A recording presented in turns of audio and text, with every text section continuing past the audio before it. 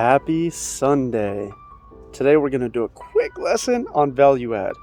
What is value add? Value add are little things that you can do to make a property resale value significantly higher. We inserted some cement, right? You can see the little blocks, that's all that they are.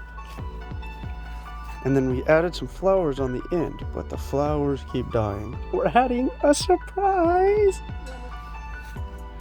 So, quick before. 3 hours later. And there you have it. That is how you spend 3 hours and $30 and you get an extra $7,000 to $8,000 out of your resale. Or if you're renting the property as any sort of short-term or corporate rental, you can use this same technique to get an extra $70 to $80 a week out of this property.